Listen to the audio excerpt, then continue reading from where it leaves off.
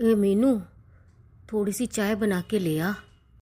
भाभी, ज़रा देखना मम्मी को चाय चाहिए, थोड़ी सी चाय ले आओ। ए मीनू, थोड़ी सी तू ही चाय ले आ ना। भाभी सुबह से लगी हुई है और तू दिन भर फ़ोन देख रही है जब से आई है। माँ, मैं मायके में आराम करने आई हूँ, ठीक है? पर तू तो मुझे देखने आई थी मीनू।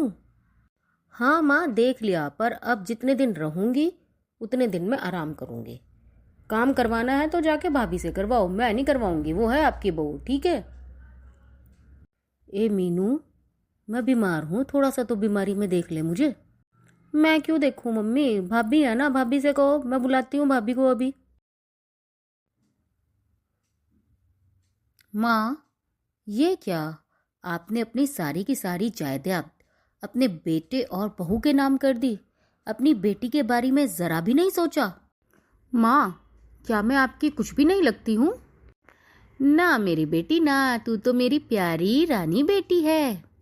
तुझे मैं बढ़िया से तेरी पसंद के पकौड़े खिलाती हूँ। रिचा, रिचा, जरा मीनू के लिए गर्मा गर्म पकौड़े बनाकर लेकर आना। माँ, मुझे नहीं खाने पकौड़े। अरे क्या हुआ, चाय भी पीनी है? अरे रिचा, जरा चाय भी लेकर आना साथ में। माँ, मुझे नहीं खानी चाय और पकौड़ी। तो क्या खाना है मेरी प्यारी बेटी को? अरे तू जो कहे मैं वो बनवा देती हूँ अपनी बहू से। अरे बहू, अभी तक पकौड़े नहीं लाई क्या? लाई माँ जी, लाई। गर्मा गर्म पकौड़े बना रही हूँ। दीदी के पसंद के आलू के पकौड़े भी और आपकी पसंद के पालक के पकौड़े भी।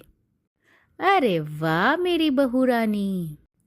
अरे बेटी, अगर तुझे कुछ और भी पसंद का बनवाना हो ना, जो तू ससुराल में ना खा पाती हो, मुझे बता दे, मैं अपनी बहू से वही बनवाकर तुझे खिलवा दूंगी। क्या माँ, मेरी बहू, क्या मेरी बेटी मैं कुछ नहीं हूँ आपकी? अरे बिटिया रानी, नाराज क्यों हो रही है? तेरे लिए ही तो बनवा रही हूँ तेरी पसंद की चीजें। माँ, मुझे कुछ नहीं खाना है। मुझे बस ये बताओ, आपने किससे पूछकर अपनी सारी जायदाद केवल बेटे और बहू के नाम पर कर दी? मेरे को कुछ भी नहीं दिया? अरे मेरी प्यारी बिटिया, तू तो 4 दिन को मेहमान बनकर हमारे घर आती है। तेरी तो हम सेवा शुश्रूषा करेंगे, तेरी मेहमानदारी करेंगे और जो तू पसंद का कहेगी वही बनाएंगे। और हाँ, बिल्कुल रानी की तरह इस घर में तू जब 4 दिन के लिए रहने के लिए आती है, बिल्कुल वैसा ही तेरे साथ बिहेव करेंगे, रानियों जैसा। अब तू जमीन जायदाद में चक्कर में क्यों पड़ रही है? क्यों माँ, क्या पापा की जायदाद में मेरा कोई हक नहीं है? तो क्यों बिटिया, क्या पापा की पत्नी के ऊपर तेरी कोई जिम्मेदारी नहीं है? जो जिम्मेदारी निभाता है, जायदाद भी उसी की होती है, और मैं तेरे पापा की जिम्मेदारी हूँ। ये क्या माँ, जो साथ रहेगा जिम्मेदारी तो वही निभाएगा ना, और वही सेवा करेगा।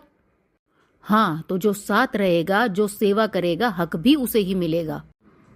और माँ, इस मकान का क्या ये मकान भी आप अपने बेटे के नाम ही करने वाली हो?